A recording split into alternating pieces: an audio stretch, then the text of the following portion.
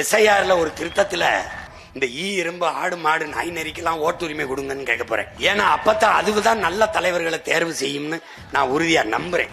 நாங்கள் பைத்தியங்கள் அல்ல, பைத்தியமா திரிகிறவர்களுக்கு வைத்தியம் பார்க்க வந்த வைத்தியர்கள் என்பதை சீமானுக்கு என்ன ஆயிற்று? மரத்தோட பேசிக் கொண்டிருக்கிறார், அதற்கு ஓட்டா இருக்கிறது என்கிறார்கள். நான் சொன்னேன், மரத்துக்கிட்ட என்னுடைய ஓட்டு இல்ல, மரத்துக்கிட்ட என்னுடைய உயிர் இருக்கு, அதனால அதோட பேசிக் கொண்டிருக்கிறேன். போட்டி அவருக்கு மாமே, அவருக்கு மாமே அப்படின்னு. எங்களுக்கு no competition in the world. யாருமே எங்களுக்கு இந்த உலகத்துல போட்டி இல்லை.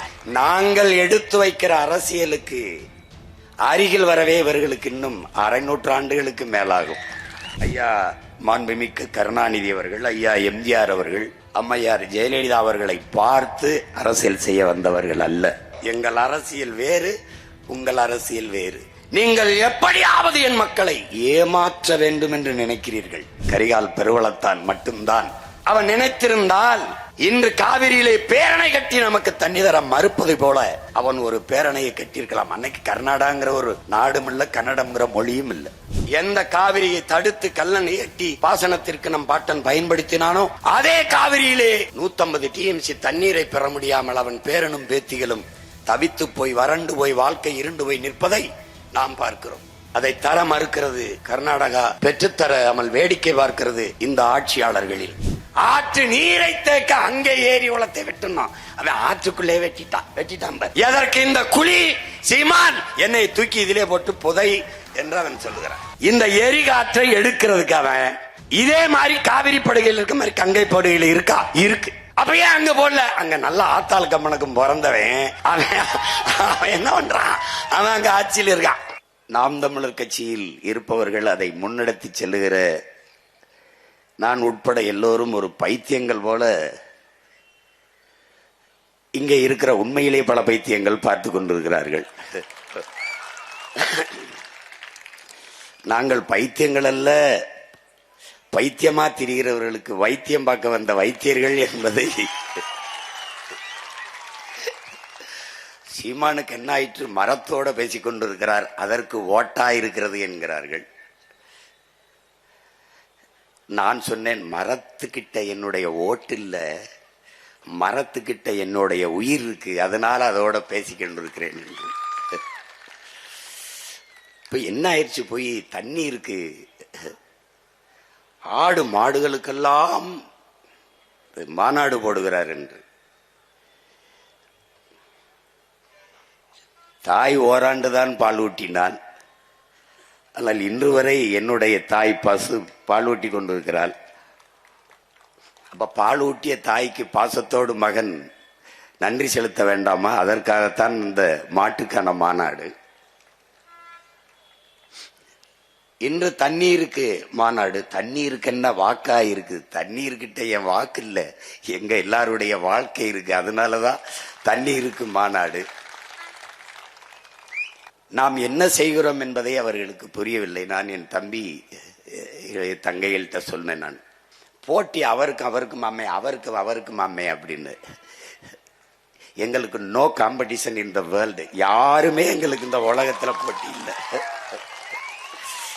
நாங்கள் எடுத்து வைக்கிற அரசியலுக்கு அருகில் வரவே இவர்களுக்கு இன்னும் 600 நூற்றாண்டுகளுக்கு மேலாகும்.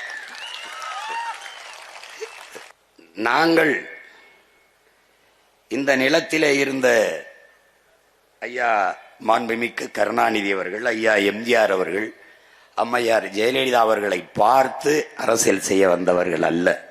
எங்கள் அரசியல் வேறு, உங்கள் அரசியல் வேறு.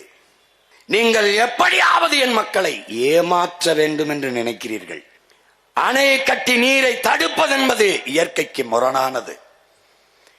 ஏனால் நதி என்பது பூமி தாயின் இரத்த நாளங்கள். எவ்விடத்தே இருந்து நமக்கு மழை வந்தது?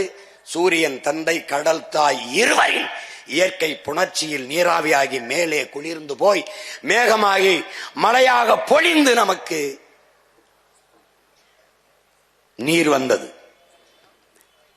திருப்பி தாயிடத்திலேயே பிள்ளையை சேர விடுவது இயற்கை. அப்படி நதியை உங்களுக்கு வேண்டிய தண்ணீரை தேக்கிக் கொண்டு மறுபடியும் தாயிடத்திலே சேர விட வேண்டும். அதுதான் இயற்கையின் விதி.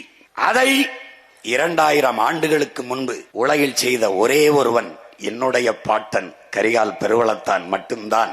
அவன் நினைத்திருந்தால் இன்று காவிரியிலே பேரணை கட்டி நமக்கு தண்ணி தர மறுப்பது போல அவன் ஒரு பேரணையை கட்டியிருக்கலாம். அன்னைக்கு கர்நாடகாங்கிற ஒரு நாடும் இல்ல, கன்னடம்ங்கிற மொழியும் இல்லை. ஆனால் அவன் தடுப்பணை தான் கட்டினான். அது என்ன மாதிரி நீர் மேலாண்மை? ஒரு பசு மாட்டிடம் கண்ணுக்குட்டியை பால் குடிக்க விடுவோம். பசு தன் கண்ணுக்குட்டிக்கு பால் கறக்கிறோம் என்றுதான் கறக்கிறது. அது திரும்பி பார்க்க விடாமல் அதற்கு முன்னாடி வைக்கோலை போடுவோம், புல்லை போடுவோம், அது தின்று கொண்டிருக்கும். கண்ணுக்குட்டியை விடுவோம், அது மாறிலே முட்டின பிறகு நம் கண்ணுக்குட்டி தான் குடிக்கிறது என்று அது பாலை சுரக்க ஆரம்பிக்கும். நாம் கறந்து நமக்கு வேண்டியதை எடுத்துக்கொண்டு பிறகு அந்த கண்ணுக்குட்டியை அவுத்து விடுவோம். கொஞ்சம் மாறுகளை பாலை மிச்சம் வைத்து விட்டு கண்ணுக்குட்டிக்கு. இதே முறையைத்தான் பாசனத்திற்கு பயன்படுத்த வேண்டும். அதை பயன்படுத்தியவன் நம்முடைய பாட்டன். இந்த முறையை கண்டுபிடித்தவன். இங்கே ஓடி வருகிற நதியை தனக்கு வேண்டிய அளவுக்கு ஆறு, ஏரி, குளம், குட்டை, கம்மாய், இந்த தாங்கள் ஏந்த இப்படி நீரை தேக்கிக் கொண்டு மறுபடி கண்ணுக்குட்டி தாயிடத்திலே பால் குடிக்க விட்டதை போல நதியை தாய் கடலிடத்திலே, கடலம்மாவிடத்திலே சேரவிட வேண்டும்.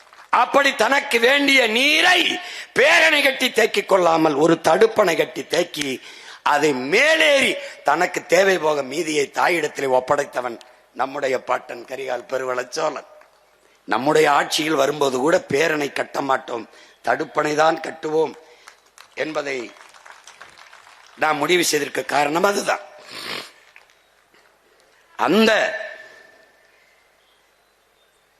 கரிகால் பெருவளத்தான் செய்த அதை நீங்கள் பாருங்கள். தஞ்சை விளைந்தால் தமிழ்நாட்டில் பஞ்சமில்லை, தமிழ்நாடு விளைந்தால் இந்திய துணைக்கண்டத்தில் பஞ்சமில்லை, பசி இல்லை. ஆனால் இன்று தஞ்சை எந்த காவிரியை தடுத்து கல்லணை எட்டி பாசனத்திற்கு நம் பாட்டன் பயன்படுத்தினானோ அதே காவிரியிலே 150 TMC தண்ணீரை பெற முடியாமல் அவன் பேரனும் பேத்திகளும் தவித்து போய் வறண்டு போய் வாழ்க்கை இருண்டு போய் நிற்பதை நாம் பார்க்கிறோம். 450 TMC 500 TMC தண்ணி வந்து கொண்டிருந்த காலத்தில் இன்றைக்கு 150 TMCக்கு 60-70 TMCக்கு. அதைத்தான் நம்முடைய அப்பா நல்லகண்ண அவர்கள், நல்லுசாமி அவர்கள் சொல்லுகிறார்கள். ஒவ்வொரு நாளும் எங்களுக்கு விநியோகம் செய்ய வேண்டும், நீரை பிரித்து தர வேண்டும் என்று. என் நீர் என்னுடைய உரிமை, தமிழ் தேசியத்தின் அடிப்படை உரிமை.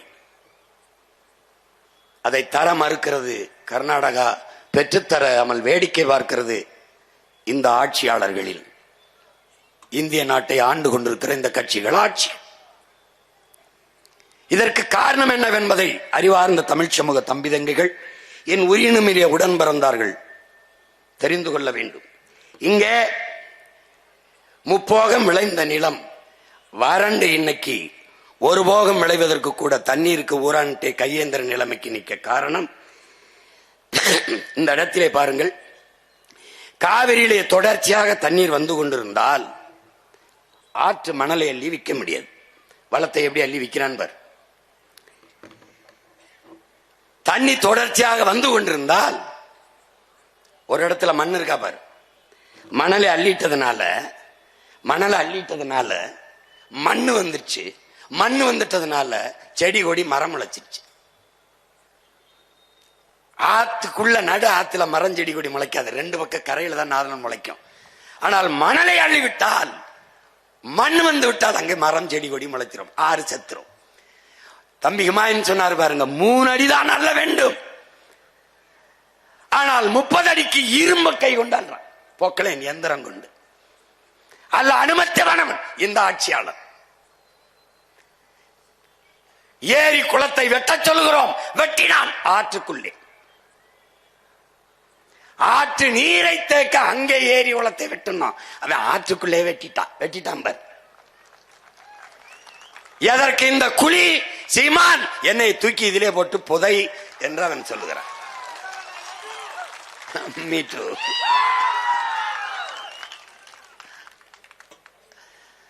புரியுதா? இந்த மணல் என்பது வெறும் மணல் அல்ல, இது உலகத்திலே மிகச்சிறந்த நீர் வடிகட்டி, உலகத்திலே மிகச்சிறந்த நீர் தேக்கி. இது மனித உடலுக்கு தோல், ஆற்றுக்கு மணல். இந்த மணலை அள்ளிவிட்டால் 6 செத்துவிடும். மனித உடலிலே தோலை எடுத்து விட்டால் மனித உடலிலே நோய் தொற்று வந்து எப்படி செத்து போவானோ அப்படி என் 6 செத்து போகும். அப்படி என்னுடைய காவிரி, பாலாறு, வைகை, தாமிரபரணி, நொய்யல் எல்லாம் செத்து போனது. 32 ஆறும் செத்து போனது. கொலைகாரர்கள் இந்த திராவிட திருடர்கள். புரியுதுன்னு நினைக்கிறேன். இதை விட பாடம் நடத்த இன்னொரு பேராசிரியர் வந்துதான் உனக்கு பிறந்துதான் வரணும். புரியுதுன்னு நினைக்கிறேன். இப்ப அந்த மண்ணள்ளி விற்கிறதுக்கு அவனுக்கு தண்ணி ஓடிக்கிட்டு இருந்துச்சுன்னா இந்த மாதிரி அள்ள முடியாது. அப்ப வள கொள்ளைக்கு அவன் தண்ணியை தர மறுக்கிறான். இன்னொன்னு என்ன பாரு, முப்போகம் விளைந்து கொண்டிருந்தால் என்னுடைய வேளாண் பெருங்குடி மக்கள், உழவர் குடிமக்கள் விளைநிலத்தை விட்டு வெளியேற மாட்டார்கள். விளைநிலத்தை விட்டு வெளியேறவில்லை என்றால் காவிரி படுகை முழுக்க இருக்கிற மீத்தேன், ஈத்தேன், ஹைட்ரோ கார்பன் என்ற அந்த எரிகாற்றை எடுக்க முடியாது. இந்த மீத்தேனுங்கிறது எப்படி உருவாகுது? இந்த ஹைட்ரோ கார்பன் இது எப்படி உருவாகுது? பல ஆயிரம் ஆண்டுகளுக்கு முன்பு பூமிக்குள்ளே புதைந்த மரம், செடி, கொடிகள் மக்கி புதைந்து காற்றின் அழுத்தத்தாலும் வெப்பத்தாலும் கரியாகி விடுகிறது. அந்த கரியாகுது, அதான் நிலக்கரி. உனக்கு தெரியும், நெய்வேலியில். அப்ப பல ஆயிரம் ஆண்டுகளுக்கு முன்பு எப்படி அந்த மரம், செடி, கொடி எல்லாம் பூமிக்குள்ள புதைஞ்சதுன்னா அத்தனை ஆயிரம் ஆண்டுகளுக்கு முன்னாடி எனது முன்னவர்கள் இந்த நிலத்தில் வாழ்ந்திருக்கிறார்கள். இன்னைக்கு கீழடியில தோண்டும் போது 2800 ஆண்டுக்கு முன்னாடி தமிழங்க வாழ்ந்திருக்கான்னு ஒரு அடையாளம் வருது இல்ல? அப்படி பூமிக்குள் தோண்டும் போது என் முன்னவர்கள் வாழ்ந்த இடத்திலே புதைந்த மரம், செடி, கொடி எல்லாம் இன்னைக்கு மக்கி மக்கி கரியாகி நிக்குது. அந்த கரிக்கு வெடிப்பு இருக்கு. இந்த கறிக்கடையில வெடிப்புக்குள்ளே ஒரு காற்று இருக்கு. அந்த காற்று தான் இந்த மீத்தேன் எரிகாற்று, ஹைட்ரோ கார்பன் என்கிற இந்த உயிர் வலி எரிகாற்று. உனக்கு புரியுதுன்னு நினைக்கிறேன். இந்த எரிகாற்றை எடுக்கிறதுக்கு அவன் இதே மாதிரி காவிரி படுகையில் இருக்க மாதிரி கங்கை படுகையில் இருக்கா? இருக்கு. அப்ப ஏன் அங்க போடல? அங்க நல்ல ஆத்தாள் கம்மனுக்கும் பிறந்தவன் அவன் என்ன பண்றான்? அவன் அங்க ஆட்சியில் இருக்கான். நான் விறகு வச்சு கூட அடுப்பரிச்சுக்கிறேன், வெளியில போடான்ட்டான். இங்க 60 வருஷமா எனக்கு பெத்தவன் அப்பன எல்லாமே மத்தவனே இருக்கிறதுனால எவன் வந்தாலும் என் ஆத்தா தாலி எடுத்தானே, என் அக்கா தாலி எடுத்தானே, அவனுக்கு கவலை கிடையாது. அவன் போடுறான். இப்ப 3 போகை நிலம் விளைஞ்சதுன்னா இந்த நிலத்துல அவன் இந்த ஹைட்ரோ கார்பன், மீத்தேன், ஈத்தேன் எடுக்கிறன்னு குழாய போட முடியாது. தண்ணீரை பற்றி அறிஞர் பெருமக்கள் பல்வேறு பேர் கூறியிருந்தாலும் எல்லாவற்றுக்கும் முன்னவன் எங்கள் மறையோன் வள்ளுவ பெருமகனார், நீரின்றி அமையாத உலகனின் யார் யாருக்கும் வானின்றி அமையாத ஒழுக்கு. நீர் இல்லாம உலகத்துல ஒண்ணும் கிடையாது, ஒரு உயிரும் இல்லை. அது இல்லை என்றால் மனிதனில் ஒழுங்கு கூட, ஒழுக்கம் கூட ஒழுங்கற்று போகும்னு பாடுறாப்ல. வானின்று உலகம் வழங்கி வருவதால் தான் அமிர்தம் என்றுரைப்பாற்றுன்னு சொல்றான். வானத்திலிருந்து மழை பொழிவினால்தான் இந்த உயிர்கள் எல்லாம் இருக்கு. அதனால்தான் அதை அமிழ்தம் என்று மழையை சொல்றோம்ங்கிறான். விசிம்பின் துளி வீழின் அல்லால் பசும்புல் மற்றாங்கே பசும்புல் தலைகால் என்பது அரிதென்றான். மேகத்திலிருந்து வானிலிருந்து ஒரு துளி மழை துளி பூமியில் விழால வென்றால் ஒரு புல், பசும் புல் கூட தலை தூக்காது, முளைக்காதுன்றான். தானம் தவம் இரண்டும் தங்கா வேணுலகம் வானம் வழங்காதே நின். வானம் மழையை பொழியலைன்னா பிறருக்காக தானம் செய்வனும் தனக்காக தவம் செய்வனும் செய்ய முடியாது, இருக்க முடியாதுங்கிறான். ஏன்னா இந்த வான் சிறப்பு, இந்த மழையை பற்றி உலகத்துல எவனுமே பாடல நம் பாட்டன் அளவிற்கு. ஒரு தடவை சொன்னா போதும். நீரின்றி அமையாத உலகனின் யார் யாருக்கும் வானின்றி அமையாத ஒழுக்கு போதும். ஆனா இந்த பய மக்களுக்கு திரும்ப திரும்ப சொல்ல முடியாது. ஒன்னையும் 10 தடவை பாடியிருக்காப்ல. ஆனாலும் இவனுக்கு அது மண்டையில ஏறல. அப்ப 10ம் பத்தல. ஒருவேளை 10 லட்சமா கொடுத்தா வேணா பத்துமோ என்னவோ, அது பத்தல. துப்பாருக்கு துப்பாய துப்பாக்கு, துப்பாருக்கு துப்பாய தூவுமலை நம்முடைய அப்பா நல்லுசாமி கூட சொன்னாங்க. அதாவது சாப்பிடுவதற்கு உண்பதற்கு உணவையும் குடிப்பதற்கு நீரையும் தருவது மழைதான். எப்படி பாருங்க, மணி நீரும் மண்ணும் மலையும் அணிநிலர் காடும் உடையது அரண். இதை விட இவன் பாடுவான். ஆனால் நீங்க ஆழ்ந்து பார்க்கணும், இன்னைக்கு மணி நீர் இருக்கா, மண் இருக்கா, மலை இருக்கா, அணிநிலர் காடு இருக்கா? இல்ல. காலி பண்ணவன் யாரு? இந்த காவாலி பயத்திராவிடே. அவனுக்கு புரியுதா? குளிர்ந்த அடர்ந்த காடுகள் அணி நிழற்காடு. இது 4 உடைய நிலம் எதுவோ அதான்டா பேரரண்கிற பாடுற. 2000 ஆண்டு தோராய கணக்கு.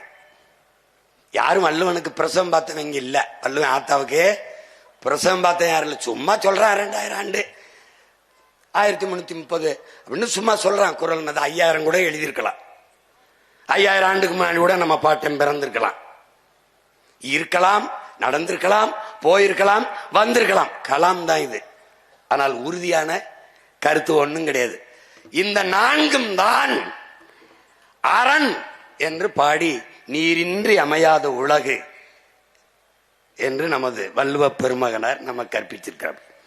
இந்த தண்ணீர் என்பது ஒரு கூட்டு வேதிப்பொருள். உங்களுக்கு தெரியும், ஹைட்ரஜன் ஆக்சிஜன் இரண்டும் கலந்த ஒரு வேதிப்பொருள். இதுல என்ன இயற்கையின் விதியிலே என் உடன் பிறந்தார்களே, H2O, அதுல இந்த ஹைட்ரஜன் 2 விழுக்காடு இல்லாது, ஆக்சிஜன் 1 விழுக்காடு இல்லாது, ஆக்சிஜன் 2 விழுக்காடு, ஹைட்ரஜன் 1 விழுக்காடு என்று கலந்தால் தண்ணீர் வராது. அப்ப இயற்கையின் விதி சரியாக ஹைட்ரஜன் 2 விழுக்காடும் ஆக்சிஜன் 1 விழுக்காடுமாக கலந்து இந்த நீரை உருவாக்கி இருக்கு. அதான் H2O. அது இயற்கையின் அரிய கொடையாக இந்த வேதிப்பொருள் இருக்கு. இதுல என்னன்னா, உலக உயிர்களின் வேர் என்று இந்த நவீன சூழியல் உலகம் அதை சொல்லுது. இப்ப நீர் இல்லாம உலகில் ஒன்றுமே கிடையாது. நீர் இல்லாம உலகில் ஒன்றுமே கிடையாது. மனித உடலில் 70 விழுக்காடு நீர். இந்த நீர் தான் இந்த உலகத்தை உயிருள்ள உலகமாக மாற்றுகிறது. நிலம், தீ, நீர்வழி, விசும்பு இவை 5 கலந்த மயக்கம்தான் இந்த உலகம், பூமி என்று, இந்த உலகம் என்று நம்மளுடைய மூதாதை தொல்காப்பியர் பாடி வைக்கிறார். இந்த 5ல அவங்க 5 பூதம் என்கிறார்கள். நாம் 50 ஆற்றல் என்று தமிழ்ல சொல்றோம். இந்த 5ல் மிக முதன்மையானது இந்த நீராக இருக்கிறது. இந்த நீரில் தான் இந்த ஒரு செல் உயிரினமான அமீபா தோன்றுது. அந்த முதலாக இந்த உலகில் தோன்றிய உயிரினம் நீரில் இருந்துதான். எனவேதான் நீரின்றி அமையாது உலகு என்று நமது மூதாதை இந்த கருத்தை வலியுறுத்துகிறார். நீங்க நல்லா கவனிச்சுக்கணும். இப்ப இந்த மனிதன் மட்டும் அல்ல, உலகில் எந்த உயிரும் இந்த 50 ஆற்றல், நீர், நிலம், நீர், காற்று, உங்களுக்கு தெரியும், இந்த தீ, ஆகாயம், இது இல்லாம எந்த உயிரும் இல்லை. இப்ப நம்முடைய இதுல, நம்முடைய பழக்கத்துல எரிக்கிறது, எரியூட்டுவது நம்முடைய பழக்கம் இல்லை. நமக்கு உயிர் போகிற போது நீர் முதல்ல வெளியேறிடுது. அப்ப நீர் போனோன்னா உடம்பு குளிர்ந்துரும், காற்று போயிருது, வெப்பம் தணிஞ்சிருது, உடம்புல நெருப்பு போயிருது. எல்லாம் போன பிறகு கடைசி என்ன இருக்கு? மண், நிலம். அதனால பூமியில தோண்டி நிலத்துல போட்டு புதைச்சிறதான் தமிழர் மரபு. இப்ப இந்த 50 ஆற்றல் இல்லாத மனித உயிர்கள் அல்ல, உலகில் எவ்வுயிரும் இல்லை என்பதை அறிவார்ந்த தமிழ் சமூக தம்பி தங்கைகள் அறிந்து கொள்ள வேண்டும். அதுலதான் தண்ணீர் இல்லாமல் உலகில் எந்த உயிரும் இல்லை. தண்ணீருக்கென்று தனித்த உயிர் இல்லை. ஆனால் தண்ணீருக்குள்ளே பல லட்சக்கணக்கான உயிர்கள் இருக்கிறது என்பதை புரிந்து கொள்ளணும். அந்த தண்ணீர் இல்லாமல் உலகில் எந்த உயிரும் இல்லை. உலக உயிர்களை தண்ணீரிலிருந்து நீங்கள் பிரிக்க முடியாது. எப்படி? இந்த இருக்குல்ல, இந்த இயக்கி தண்ணீர் இல்லாம கண்டுபிடிக்கல, இந்த ஒளிபெருக்கி தண்ணீர் இல்லாம இல்ல, இந்த கட்டடம் தண்ணீர் இல்லாம கட்ட முடியாது, கல்லணை கட்டிருக்கான் பாட்டேன் தண்ணீர் இல்லாம கட்ட முடியாது. எது ஒன்றும் தண்ணீர் இல்லாம இல்ல. கடைசியா இந்த சாராயம் குடிக்கிறான்ல, சாராயம் கூட தண்ணீர் இல்லாம இல்ல, எல்லாமே தண்ணி தான், எல்லாமே. அதனாலதான் தண்ணீர் இல்லாமல் ஒன்றும் இல்லை. அதை என் அன்பு சொந்தங்கள், என் அருமை உடன் பிறந்தார்கள் கற்றுக்கொள்ளணும்.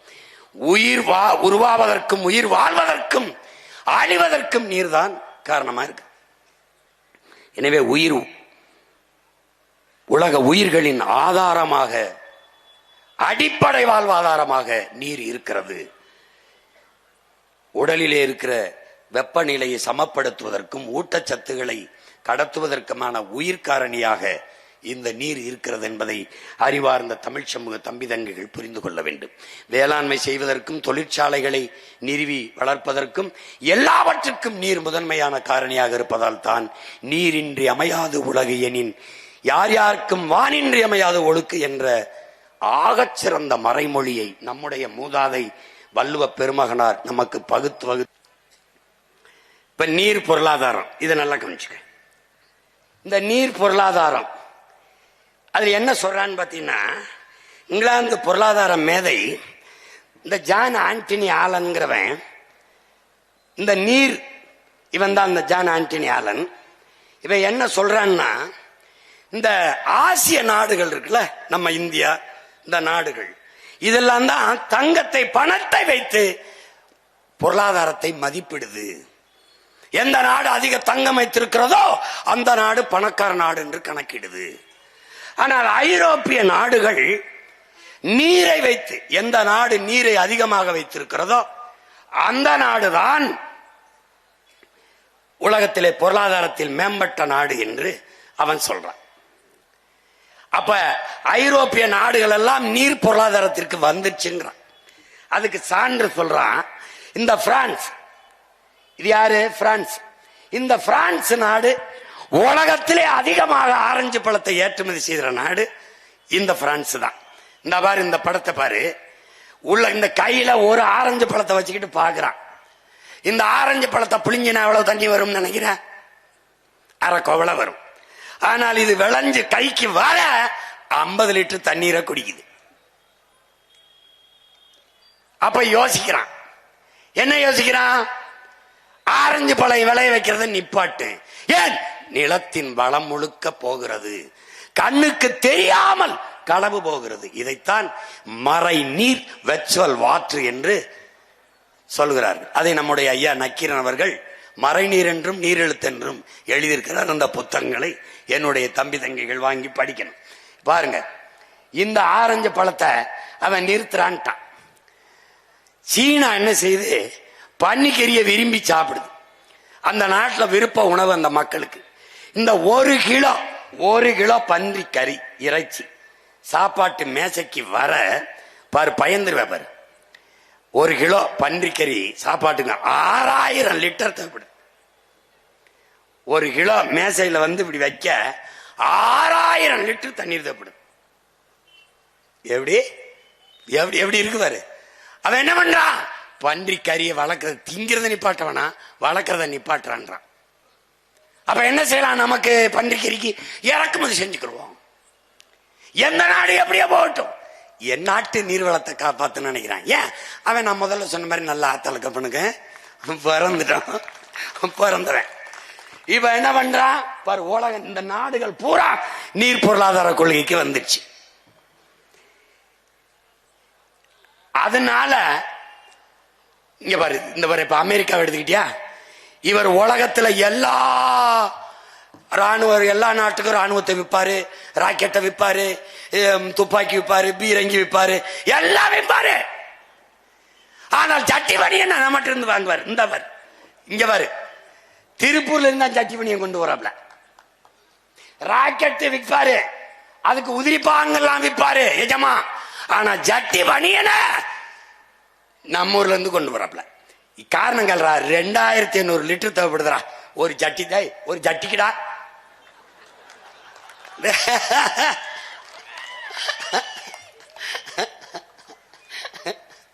பாத்துக்க சாமி, பாத்துக்க. இந்த முட்டை இருக்கிறடா, இந்த வர முட்டை ஒரு நாள்ல 3 கோடி முட்டைகளை உற்பத்தி செய்யறோம்டா. நம்ம அளவு கோச்சுக்குருவாங்க, என்ன இவர் வந்து மூடிடுவார். மூடல. நான் நாட்டுக்கோழி என் ஆளுக்கு இருந்து பாருங்க, என் நாட்டுக்கோழிக்கிடா ஒண்ணு வேணாம்டா. நான் ஏதோ சிந்தர சிதறதை போட்டு சாப்பிட்டு வச்சு கஞ்சியை போட்டேன்னா குப்பைமேட்டில் குஞ்சியை கூட்டிட்டு போய் கிளறி அவன் பாட்டு சாப்பிட்டு அவனே முட்டையிட்டு அவனே பிடிச்சிட்டு போயிடுவான்டா. இந்த பயவுளை அதை வளர்க்காம நாட்டுக்கோழி முட்டைக்கு நாக்க தொங்க போட்டு அலையுதுக. அவன் தேநீர்ல காஃபியில போட்டு முக்கி இந்த முட்டையை நாட்டு முட்டைன்னு வித்துட்டு போயிட்டு இருக்கான். இப்படி ஒரு பாவங்கட்ட பிள்ளைகள் பாரு டே, பாரு பாரு. 70 லட்சம் முட்டைகளை தினசரி வளைகுடா நாடுகள், ஆப்பிரிக்கா மற்றும் நாடுகளுக்கு நம்ம ஏற்றுமதி செய்யறோம். ஒரு முட்டை 196 லிட்டர். அடே பாரா, 196 லிட்டர் குடிக்குதுடா. டே ஒரே ஒரு முட்டை இப்படி எடுத்து பாத்தீங்கன்னு வச்சுக்க, டே இவ்வளவு தாண்டா இருக்கு. அது 196 லிட்டர் குடிக்குதுடா. நீ காபி குடிக்கிறாய் 150 லிட்டர் குடிக்குதுடா. இந்த பாரா, இந்த கோவலையில இருக்கிறது எவ்வளவுடா தண்ணி இருக்கும்? 150 லிட்டர் குடிச்சிட்டு இந்த கோவலைக்கு வருதுடா இவ்வளவு. புரிஞ்சுனா நீ ஏதாவது ஒரு முடிவுக்கு வா. இப்ப என்னதானே செய்ய சொல்ற அப்படின்னு இரா நான் சொல்றேன். ஒரு கோப்பையில் 150 லிட்டர் மறை நீர். நம்ம தங்கச்சி ருசிச்சு தான் குடிக்கிறா. இந்த பன்னாட்டு நிறுவனங்கள் ஆண்டு கணக்கில், நீ நல்லா கவனிச்சுக்கணும். இப்போ உனக்கு சொல்றேன் பாரு அண்ணே, இந்த சென்னையில கொரியன் முதலாளி ஹொண்டாய்னு ஒரு தனியார் முதலாளி ஒரு ஹொண்டாய் அப்படின்னு ஒரு கார் நிறுவனம் வச்சிருக்காப்ல. ஒரு கேள்வி அண்ணன் உண்ட கேட்கிறேன். இந்த கொண்டாய் முதலாளிக்கு தமிழ்நாட்டு இளைஞர்கள் இந்திய நாட்டு இளைஞர்களுக்கு வேலை கொடுக்கணும்னு என்ன வேளாங்கண்ணி மாதாட்ட, இல்ல எங்க ஊரு எங்க கோயில் எங்க குலதெய்வம் காளியாத்தாட்ட, இல்ல ஏதாவது சிவன் முருகனுக்கு எது வேண்டி நேர்த்தி கடனா ஒண்ணு இல்ல. அப்ப எதுக்கு வரான்? அவன் நிலத்தில் அவன் வளத்தை பாதுகாத்து என் நிலத்தில் இருக்கிற நீரை வேட்டையாட வரான். இங்க வளர்ச்சி என்று கட்டமைக்கப்படுகிறது, வேலை வாய்ப்பு என்று காதிலே தேன் ஊற்றப்படுகிறது. ஒரு டன் எடையுள்ள கார் தயாரிக்க 4 லட்சம் லிட்டர் தண்ணீர். பாரு நான் சொல்றேன், எத்தனை லட்சம் கார்கள் ஏற்றுமதி செய்யப்படுதுன்னு பாரு. இங்கே நிலத்தடி நீரை எவ்வளவு வேணாலும் நீங்கள் உறிஞ்சிக் கொள்ளலாம் என்று ஒப்பந்தம். உற்பத்தியிலே அரை மணி நேரம் 1 மணி நேரம் மின்சாரம் தடைபட்டால் ஏற்படுகிற இழப்பை மத்திய மாநில அரசுகள் ஈடுகட்டும் புரிந்துணர்வு ஒப்பந்தம். பிறகு உற்பத்தி செய்த பொருளை விரைந்து எடுத்து செல்ல 8 வழி 4 வழி சாலைகள். பிறகு மனித உழைப்பு இங்கே மலிவாக கிடைக்கிறது. இதே நிறுவனம் கொரியாவிலே இருந்தால் அங்கு என் பிள்ளைகள் போனார் 2 லட்சம் ரூபாய் சம்பளம் கொடுக்கணும். இங்கே இருந்தால் 50,000 கொடுத்தால் போதும். அப்ப மனித உழைப்பு மலிவாக கிடைக்கிறது. உழைப்பை சுரண்டி சுரண்டி உற்பத்தியை பெருக்கி லாபத்தை பல ஆயிரம் கோடிகளில் கொண்டு போக முடிகிறது. ஆனால் இவர்கள் சொல்லுகிற அடிப்படை கட்டமைப்பு இன்ஃப்ராஸ்ட்ரக்சர் என்பது சாலை போடுதல், விண்ணூர்தி நிலையம் கட்டுதல், துறைமுகங்கள் கட்டுதெல்லாம் உனக்கும் எனக்கும் அல்ல, உள்நாட்டு வெளிநாட்டு பெரும் முதலாளிகளின் வள வேட்டைக்கு என்பதை அறிவார்ந்த என் தம்பி தங்கைகள் புரிந்து கொள்ள வேண்டும். இதை நல்லா ஆழ்ந்து பாரு. எத்தனை லட்சம் காரு பார்த்துக்கிட்டே வா. இங்க மனித உழைப்பு மலிவா இருக்கு. ஏன்னா படிச்சுட்டு பல ஆயிரம் பேர் வேலை இல்லாம இருக்கு. இப்போ இதெல்லாம் என்ன, அதுக்குள்ள இருக்கிறதெல்லாம் யாரு? கார் தான், மகிழுந்து. இவர் எந்த வேகமா போய் துறைமுகத்துக்கு போறதுக்காக தான் இந்த சாலை. நீ உனக்கு எனக்கும் போடப்பட்டு நினைச்சின்னு வச்சுக்க, நான் ஒன்னும் பண்ண முடியாது உன்னைய. இவன் வந்துடா இங்க வர்றா, ஆலிவர் கம்பர் சொல்றான், அவன் ஜான் பெர்கின் சொல்றான், உங்கள் நாட்டு தலைவர்களுக்கு நாங்கள் கடன் கொடுப்போம், கடன் கொடுத்து கையெழுத்து போட வைப்போம், பிறகு அவர்கள் எங்களுக்காக வேலை செய்வர்களாக மாறுவார்கள். உங்கள் நாட்டிலே சாலை போடுதல், துறைமுகம் கட்டுதல், பேருந்து நிலையம் கட்டுதல், வானூர்தி நிலையம் கட்டுதல், இது போன்ற வேலைகளை செய்து தங்கள் இருப்பை தக்க வைத்துக் கொள்வார்கள். இப்போ எதுக்கு 5000 ஏக்கர்ல ஏர்போர்ட்? திருச்சியில இருக்கும்போது எதுக்கு 2000 ஏக்கர்ல ஏர்போர்ட்? தூத்துக்குடியில இருக்கிறதுல அதை எதுக்கு பெருசா ஏர்போர்ட்? ஏர்போர்ட் சரி, பிளைட் ஓட்டுறவன் யாரு? உங்க ஒப்பனா எங்கப்பனா எவன்? இண்டிகோங்கிறவன் உங்க ஒப்பேன், அவன் எவன் தெரியாது. ஒரே ஒரு முதலாளி நாடங்களும் ஓட்டி சம்பாதிக்க 5000 ஏக்கர்ல ஏர்போர்ட். இங்கதான்டா கரிகாலன் பேரன், கரிகாலன் மகன், பிரபாகரன் மகன் சொல்றேன். 5000 ஏக்கரில் ஏர்போர்ட் அல்ல, ஏர்பூட்டி உழ வேண்டும் என்று சொல்றேன்.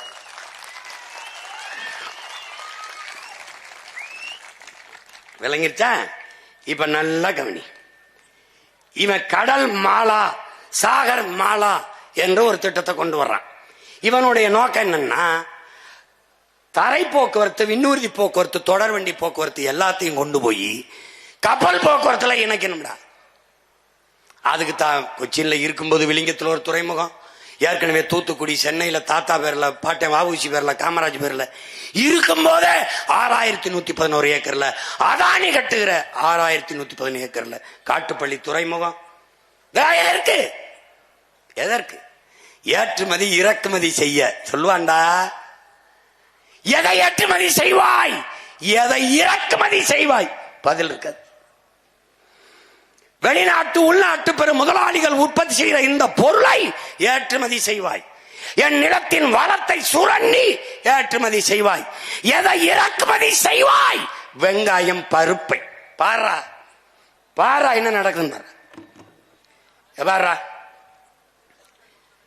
இந்த முதலாளிகளை யாராவது வர்றாங்க ஒப்பந்தத்துல, நீ நிலத்தடி நீரை உறிஞ்சாத, நீ ஏரி குளங்களை வெட்டி கடல் நீரை சுத்திகரிச்சு அதை வச்சு நீ கார் தயாரிச்சுக்க என்று சொல்வானா? சொல்ல மாட்டான். 4 லட்சம் லிட்டரா ஒரு கார் தயாரிக்க 20,000 பேருக்கான குடிநீரா. இந்த பாரா எத்தனை லட்சம் கார் தயாரிக்கிறான் பாரா. இந்த காரை ஏற்றுமதி செய்த இந்த காவாலி பயல்கள் வெங்காயத்தை ஈஜிப்துல இருந்து இறக்குமதி செய்யறான்டா. காரை ஏற்றுமதி செஞ்சுட்டு வெங்காயத்தை இறக்குமதி செய்த நாடு அது எகிப்து. எது? பாலைவன நாடு. ஒரு பாலைவன நாட்டில் இருந்து தன் நாட்டு குடிகளுக்கு வெங்காயத்தை இறக்குமதி செய்த வெங்காயங்கள் நம்முடைய ஆட்சியாளர்கள். இவ்வளவு பெரிய நிலம், இவ்வளவு பெரிய வளம், இவ்வளவு பெரிய நீர்வளம், இவளுடைய மனித ஆற்றல், இவளை வைத்துக் கொண்ட அற்ப வெங்காயத்தை கூட தன் நாட்டு குடிகளுக்கு விளைய வைத்து தர முடியாத வெங்காயங்கள் இந்த நாட்டை ஆளுகிறார்கள். நல்லா பாரு. அப்புறம் பருப்பு. தீபாவளி நேரத்தில் வடை சுட வேற ஊர்ல இறக்குமதி கொண்டாடுவான். வெங்காயம் பருப்பு கூட விளைவிக்க முடியாது. இவன் என்ன பண்ணலாம்? இப்ப பிரபாகர மகன், கரிகாலன் பேரன், காரை இறக்குமதி செய்டா, சோரை ஏற்றுமதி செய்டா. இப்ப கார் வேணுமாடா, இறக்குமதி செய்யும்டா. சோறு வேணுமாடா, என்கிட்ட வாடா. ஏன்னா என் சோழ நாடு சோறு உடைத்துடா, வாடா இங்க. கரிகாலன் பேரன் பிரபாகரன் பிள்ளை உலகத்திற்கு சோரை ஏற்றுமதி செய்தான்டா. இங்க வந்து இந்த நீரை உறிஞ்சி விக்கிறவன் ரத்தத்தை உறிஞ்சி பெறுவான். நீ நினைக்கிற இங்க ரத்தம் வந்த பிறகு நீர் விற்பனைக்கு அல்ல, தடை. அது எந்த கொம்பனா இருந்தாலும் தம்பி அங்கிட்டு போ, தம்பி அங்கிட்டு போ. பாத்தீங்களா தமிழ்நாடு இந்தியாவுக்குள்ளதான் இருக்கிறதா கேட்பான். நானு தமிழ்நாடு இந்தியாவுக்குள்ளதான் இருந்ததா? டேய் எங்க கிட்டயா திரும்ப திரும்ப சொல்றேன். உலகத்தாருக்கு, இந்த நாட்டில் இருக்கிற மிகப்பெரிய தலைவர் பெருமக்களுக்கு, எங்களை விமர்சிக்கிற எல்லாருக்கும் சொல்றேன், எங்கள் முன்னவர்கள் ஏந்திய ஆயுதங்களுக்கு எதிரான வலிமை மிக்க ஆயுதங்களை உங்களுக்கு ஏந்த முடிந்தது.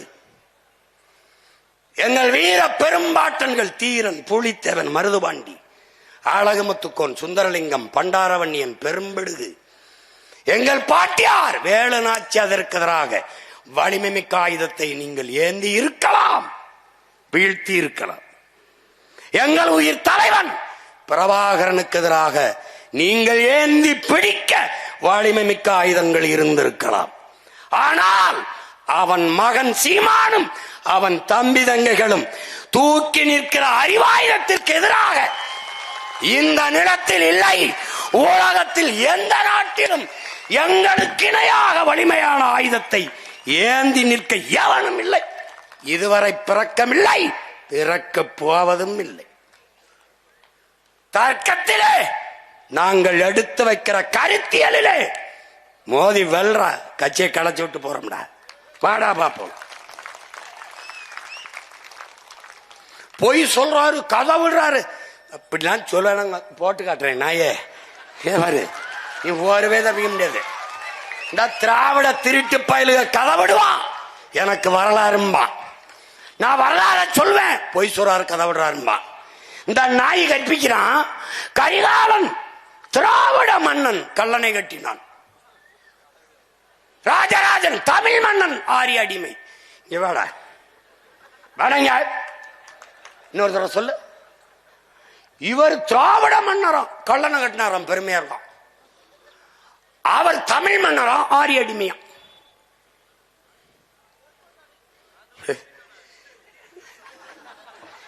பைத்தியக்காரன், நானும் 15 வருஷமா நம்பித்தீங்களா? என்னங்கய்யா, அன்பு தென்னரசு மட்டும் நல்லா சிரிப்பாப்ல. ஏனுகள எனக்கு முன்னாடி நின்றுட்டு இருந்தாப்ல.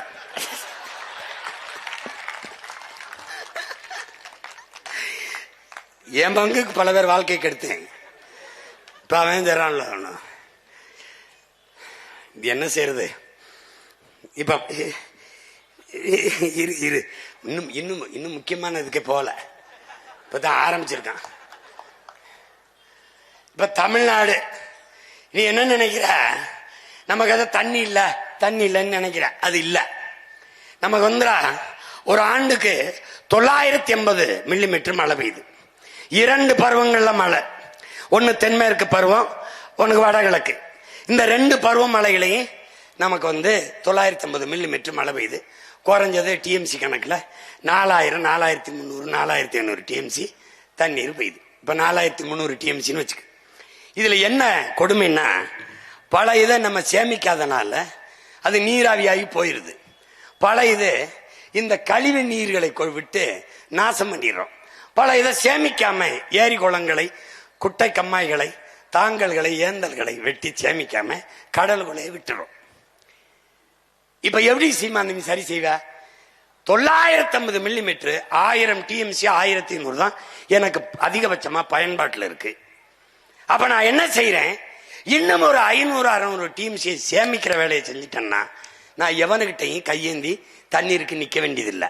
அப்ப நான் என்ன சொன்ன, அதிகாரத்துக்கு வந்தவன கர்நாடகால இருந்து எனக்கு தண்ணி தராதேன்னு சட்டசபையில்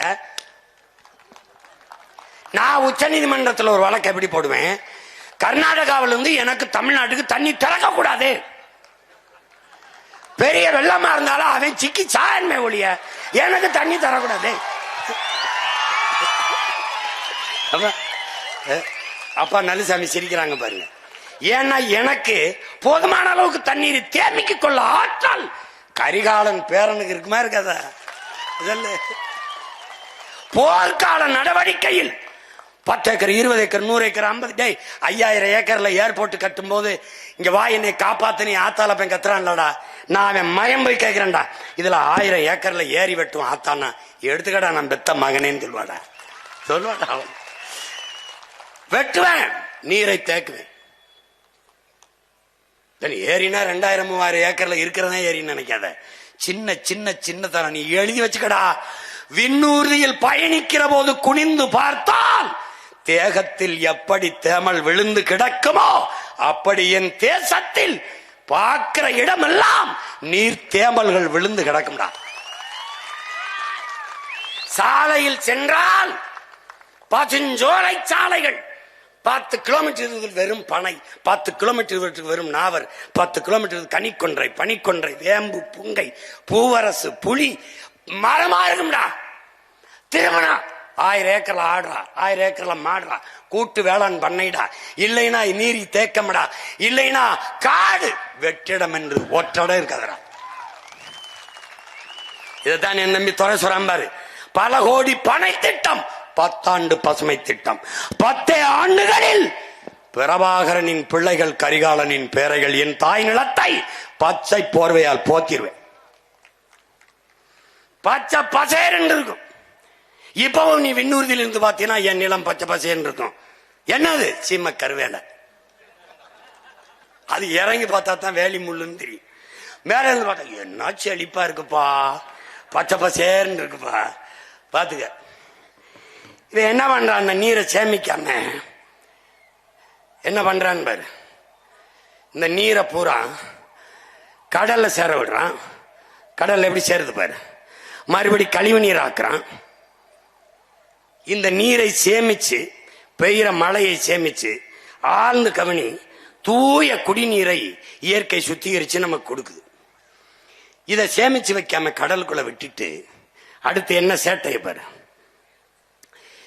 பெரும்பகுதி 6 பல மாதங்கள் நீர் பற்றாக்குறையை சந்திச்சிருது, வறண்டுது. ஏன்னா அங்க போய் நீரை சேமிக்காதனால. அப்ப என்ன செய்து, என்ன பண்றான்? நீரை கடல்ல விட்டுட்டு கொஞ்ச நாள் கழிச்சு இந்த கடல் நீரை சுத்திகரிச்சு குடிநீர் ஆக்கிறேன் உங்களுக்கு கொடுக்கறேன்ட்டு போட்டிருக்கான் பாரு. 50,000 கோடி செலவு பண்றாங்க. இயற்கை தூய குடிநீரை கொட்டுது காலில். புடிச்சுக்க குடிச்சுக்க புடிச்சுக்க குடிச்சுக்க புடிச்சுக்க குடிச்சுக்க. நீ கொழுப்படுத்து போய் அதிலே திருப்பி விட்டு அதை சுத்திகரிக்கணும். அது சிரிக்குது. ஏடா பைத்தியக்கார பைய மக்களை, ஏடா உங்களுக்கு அறிவில்லையடா, அறிவில்லை. கடவுள் கடவுள் ஒருத்தன் படகுல போய் விழுந்துட்டான் கடலுக்குள்ள. கடவுளே என்னை காப்பாற்றணும்னு ஒரு படகுல வருது. ஒரு படகு வா வா அப்படின்னு வந்து பிடிடா கைய, படகுல ஏறான. நீ போ, கடவுள் வரணும், வர்றாரு, கடவுள் வருவாருன்ட்டு எவ்வளவு சொல்லிட்டே வாடா, வரமாட்டேன்டான், போயிட்டாப்ல. திருப்பி ஒருத்தன் உலங்கூர்தியில வரான் ஹெலிகாப்டர்ல, கட கட கட கட கட கட கட கட கட கட. டேய் வாடா, அந்த கையை பிடிச்சிட்டு மேல வாடா. போயா, கடவுள் வருவார் என்னை காப்பாத்த. போயிட்டாரு. திருப்பி கப்பல் வருது, கப்பல். வாப்பா, கப்பல்ல ஏறுப்பா. வரமாட்டேன், என்னை காப்பாத்த கடவுள் வருவாருன்னு வம்படியா நிக்கிறாப்ல.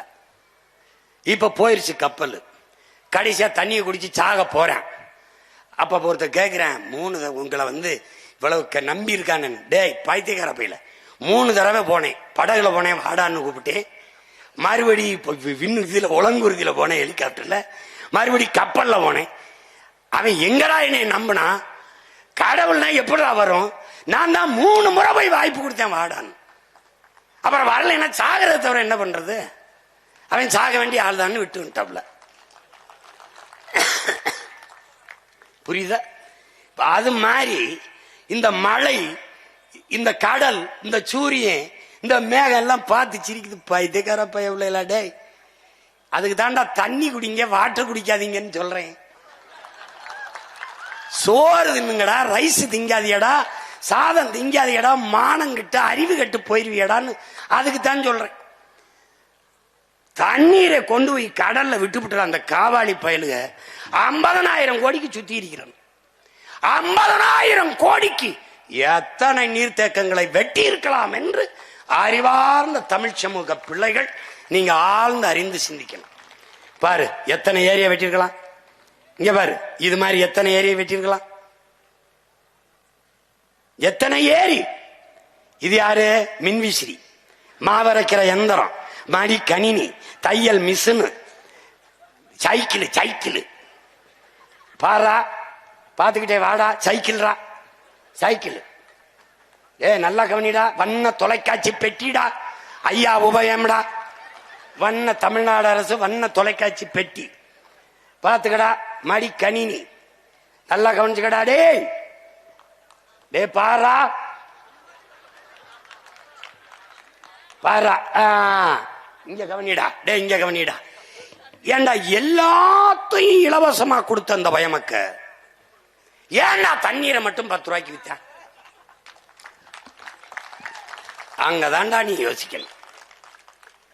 ஏன் ஒரு மடிக்கணினி என்ன விலை, ஒரு மாவு அரைக்கிறது என்ன விலை, ஒரு இந்த மாவை ஆட்டுறது எம்பிட்டு, ஒரு மசாலா எந்திரம் எவ்வளவு, மசாலா அரைக்கிறது, ஒரு மிதிவண்டி, எல்லாம் இலவசம்டா. நம்ம வந்து இலவசத்தை எதிர்த்த உடனே விலையில்லா மடிக்கணினி, விலையில்லா மிக்சி. நான் கேட்டேன், அம்மா எங்களுக்கு விலை இல்லை. ஐயா எங்களுக்கு விலை இல்லை, உங்களுக்கு அந்த அவன் கொடுக்கறவனு விலை இல்லாம கொடுத்துட்டானா? இதையெல்லாம் இலவசமாக தர முடிந்த இந்த அதிகாரங்களால் உயிர் தேவையான நீரை தன் நாட்டு குடிகளுக்கு தரமான தூய நீரை ஏன் இலவசமா தர முடியவில்லை? ஏன் தர முடியாது என்றால் கவனி, இதுதான். இலவசமா கொடுத்து விட்டால் இந்த நீரை உறிஞ்சி விற்கிற முதலாளிகள் பாதிக்கப்படுவார்கள். முதலாளிகள் பாதிக்கப்பட்டால் என்ன இழப்பு? இவர்களுக்கு அவர்களிடத்தில் வருகிற கமிஷன் போய்விடும். அதனால்தான் இவர்களை ஆட்சியாளர்கள் அல்ல, தரகர்கள், புரோக்கர்கள் என்று நாம் சொல்ல காரணம் இதுதான். இப்ப நாம் வரும்போது எது ஒன்றும் இலவசம் அல்ல. தூய குடிநீர் என் மக்களுக்கு இலவசம். அறிவை வளர்க்கும் கல்வி என் மக்களுக்கு தரமான சிறந்த உயர்ந்த கல்வி இலவசம். உயிர்காக்கும் மருத்துவம் உலகத்தரத்திற்கு இலவசம்.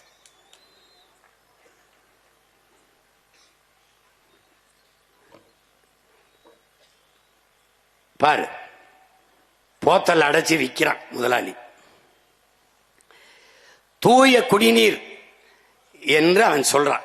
இது தூயதல்ல, தீயது என்று நாம் சொல்றோம். இந்த புட்டி நீர் ஒவ்வொரு நொடிக்கும், ஒவ்வொரு 8 நொடிக்கும் பல குழந்தைகள் உயிரிழக்குது.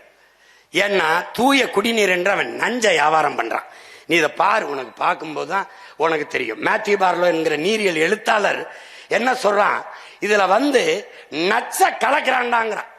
இந்த நீர் குடிக்கும் போது ஒரு சுவை வருவதற்காக அவன் இது தூய நீர் அல்ல பாரு, so pure we promise nothing. இந்த பாரு, அவன் என்ன பண்றான், இந்த நீரை தூய குடிநீர் என்று டயமெத்தோட் இந்த விஷம் மருந்து கலக்கிறான். 13 மடங்கு இதுல கலக்கிறான். இது பூச்சிக்கொல்லி அல்ல, உயிர்கொல்லி.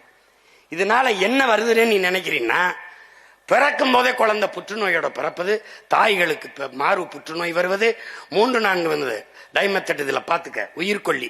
பூச்சிக்கொல்லின்னு சொல்லக்கூடாது. ட்ரஸ்ட் இன் எவரி டிராப் என்ன சொல்றான் பாரு. பூச்சிக்கொல்லின்னு ஏன் சொல்லக்கூடாதுன்னா, அப்பாட்ட கேக்குறாங்க, பூச்சிக்கொல்லின்னா பூச்சிக்கொல்லியை குடிச்சா நீ உயிரோட இருப்பியா, செத்து போவ. அப்படின்னா அதுக்கு பூச்சிக்கொல்லி இல்ல, உயிர்கொல்லி. அதனால இது உயிர்கொல்லி.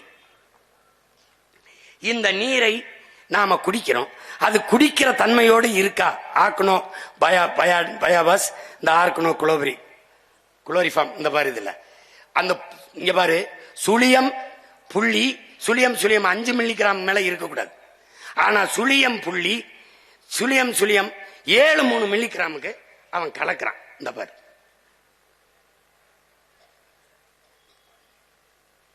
இது தெரிஞ்சுக்க. அப்புறம் நீ ஓட்டு போடலாம், என்னை ஜெயிக்க வைக்கலாம், நீ போடாம கூட போகலாம்.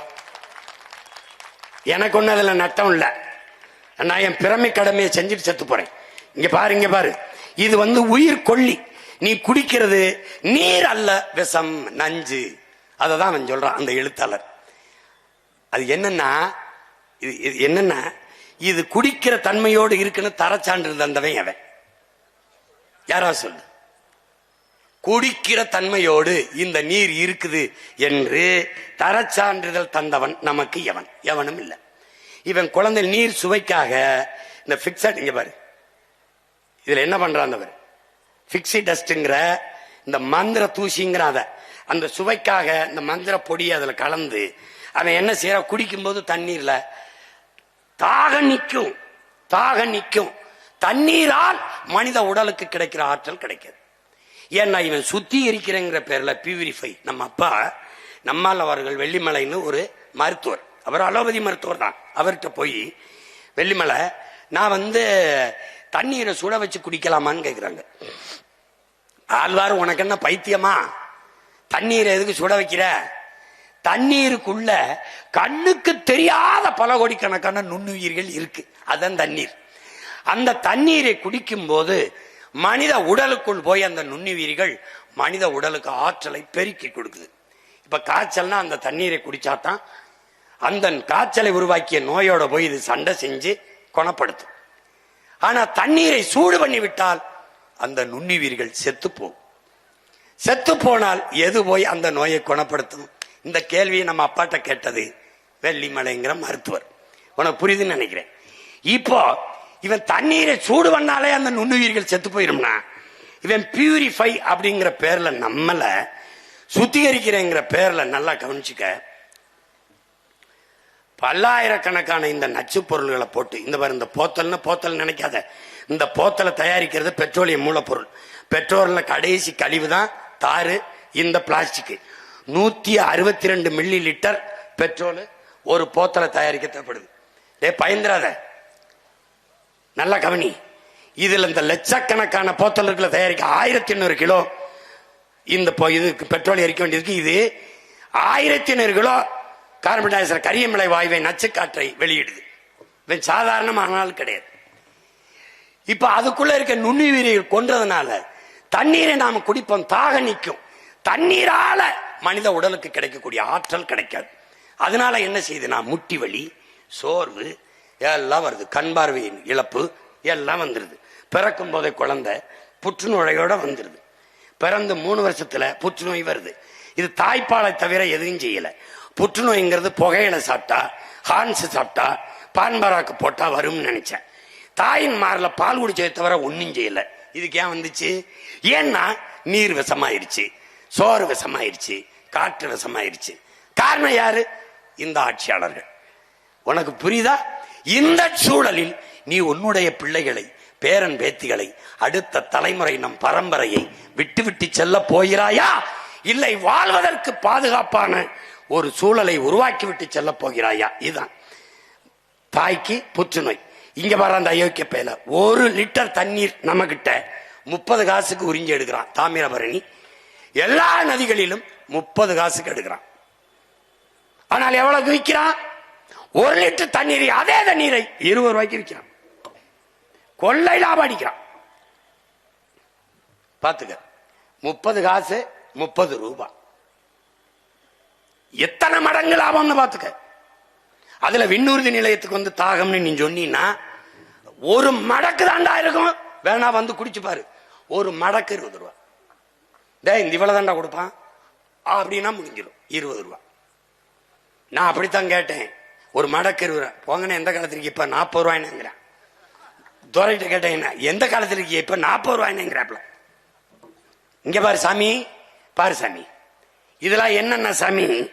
நம்ம ஆத்தால பொண்ணுக்கு, அக்கா தங்கச்சிக்கு கிடைக்காத தண்ணீர் இந்த முதலாளி பயலுக்கு மட்டும் எப்படா கிடைக்குது? இந்த கேள்வியை நீ கேட்கணும்டா. எல்லா காலத்திலும் அவனுக்கு மட்டும் தண்ணீர் தட்டுப்பாடு இல்லாம கிடைக்க காரணம் என்ன? என் ஆத்தா குடத்தை தூக்கிட்டு அலைகிறா, என் அப்பே அலைகிறான், என் தங்கச்சி, என் பெரியம்மா, சின்னம்மா எல்லாரும் நாங்கள் தண்ணீரை தேடி வேட்டையாடும் போது அலைபேசியில் அழைச்சு பேசினவன எத்தனை லிட்டர் தண்ணீர் வேணாலும் அடுத்தவனுடைய வீட்டில் இறக்குறானே, அவனுக்கு எப்படி வருது? இந்த கேள்விய கேட்டுட்டீனா நீ ஏன் ஆளு, இல்லைனா நீ டிவிக்கு போக வேண்டியதுதான். பாரு பாரு, இங்க பாரு, அழைச்சு பேசணும்னு வந்துருதுடா. அழைச்சு பேசணும்னு வந்துருது. கோடை காலத்துல பாரு, நல்லா கவனிடா. டேய், கோடை காலத்துல தண்ணி எங்க இருக்கும்டா? கல்குவாரியில அப்படியே தேங்கி கிடக்கிற கேடு கட்ட, கேவலங்கட்ட, எலி செத்து, பாம்பு செத்து, பூச்சி செத்து, தவளை செத்து, எல்லா பறவைகளும் கழிவிட்டு கிடக்கிற அந்த கரும்பச்சையில் இருக்கிற அந்த அழுக்கு தண்ணியை சுத்திகரிச்சு கொண்டாந்து வித்துட்டு போறான். நீ தாகத்துல எதை குடிக்கிறோம், ஏன் குடிக்கிறோம், எதுவும் தெரியாம குடிச்சிட்டு வாழ்ந்துகிட்டு இருக்க. இத நானும் சொல்லலைன்னு வச்சுக்க, ஒரு வயலும் சொல்ல மாட்டேன். கேட்டுக்க கேட்டுக்க, போட்டா போடு, போடலைன்னா போ. பாரு பாரு பாரு, அடே பாரு, இதெல்லாம் எதுக்கு அப்படியே வச்சிருக்கேன்? தோண்டினவனை புதைக்க. இந்த மாதிரி எலி செத்து கிடக்கு பாத்தியா? எப்படி கிடக்கு? அப்படி கிடக்குறாப்ல. அது எப்படி குடிக்கிறாப்ல பாத்தியா? ஸ்டைலா குடிக்கிறாப்ல. தண்ணீர் இங்க சொன்னால என் தம்பி, உலகத்துல எங்க அண்ணன் மட்டும்தான் கேட்டான், நீ தண்ணீரை விற்பனைக்கு வரும்போது உலக உயிர்களின் தேவையை வெறும் மனித தேவைக்கான சந்தையாக மாற்றினார்கள் இவர்கள். இப்ப இது என்ன வருதுன்னா, நமக்கு தண்ணினா காசு கொடுத்து வாங்கி குடிச்சிட முடியுது. மற்ற உயிரினங்கள் எப்படி இந்த தண்ணீரை குடிக்கும் என்று ஒரு நொடி கூட இவன் சிந்திக்கல. இந்த பாரு எப்படி தள்ளாடுதுன்னு பாரா. டேய், நம்ம போய் போகும்போது தம்பி 2 போத்தல் வாங்கிட்டு வந்துருன்றோம். அடிச்சா குடுவில. இந்த பாரு என் தம்பி துறை சொன்னான்ல, அணிலுக்காக எங்க அண்ணன் தான் போராடுறா அப்படின்னு. இந்த பாரா, டே பாரா, டே பாரா எப்படி கெஞ்சுதுன்னு பாரா. அந்த போத்தலை கையில வச்சிருக்கேன் உங்க அண்ணன் தான்டா. இந்த பாரா பாரா, இது காட்டுறது நிறைய காணொளி தேடணும் கிடைக்கல. இங்க பாரு, இது உனக்கு ஒரு மாதிரிக்கு காட்டுறேன், புரிஞ்சுக்கிறான்னு நினைக்கிறேன். பாம்புடா, விஷ பாம்புடா, கொத்தி பெரும் கொன்னூரும் நினைக்காம தண்ணியை ஊத்துறாரா, குடிச்சிட்டு போதுரா. டே இந்த பாம்புலாம் உங்களை நல்லா இருக்க விடாதா. டே சாமி, டே இங்க பாரா பாரா, மாடு நிலைமைய பாரா, தேனீக்கள் நிலைமைய பாரா. டே தேனீக்கள் நிலைமை, தேனீலாம் செத்து போச்சுன்னா நம்ம செத்து போயிடும்டா. ஆல்பர்ட் ஐன்ஸ்டீனுங்கிற விஞ்ஞானி சொல்றான்டா, 4 ஆண்டு கூட மானோட சமூகம் இருக்காதுன்னு. தேனீக்கள் இல்லைன்னா எதுவும் பூக்கும்டா, காய்க்காதுடா. மிகப்பெரிய உணவு பஞ்சம் வந்து சோத்துக்கலாம செத்து போயிடுவோம்டா. பாரா டே பாரா, இந்த சிட்டுக்குருவிலாம் பண்ண பாவம் என்னடா. இந்த பூமியில இந்த மனுஷப்பைய வாழ்றதுக்கு எல்லாத்தையும் கொல்றான்டா. டே கொல்றான்டா.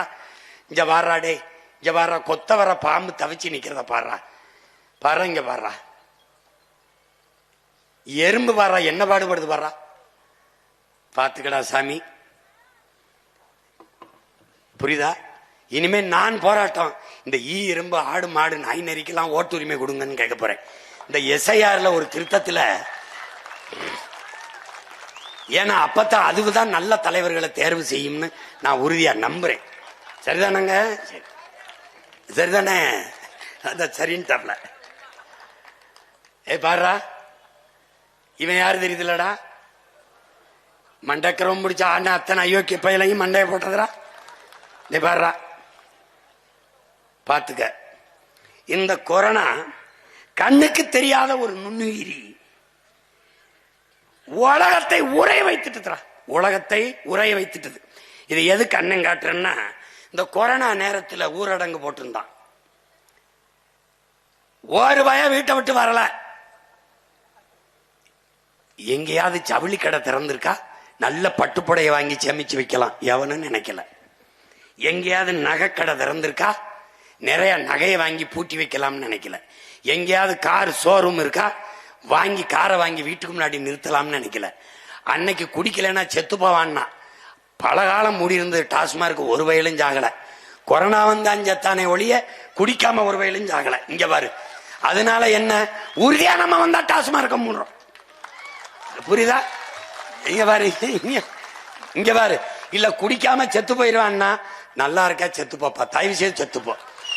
பாரு பாரு, கொரோனா காலத்துல இவன் தேடுனது தங்க வாங்கவோ, காரு வாங்கவோ, உடவை வாங்கவோ, உடை வாங்கவோ அலையில. எதுக்கு அலைஞ்சான்னா, மளிகை கடை திறந்திருக்கா, தண்ணி எங்க கிடைக்கும், சோறு எங்க கிடைக்கும். இதுல கண்ணுக்கு தெரியாத ஒரு நுண்ணுயிரி உனக்கு கற்பிச்சது என்ன? எது இல்லாமலும் வாழ முடியும். தங்கம் இல்லாமல், வைரம் இல்லாமல், கார் இல்லாமல், எது இல்லாமலும், தொலைக்காட்சி இல்லாமல், குளிரூட்டி இல்லாமல், குளிர்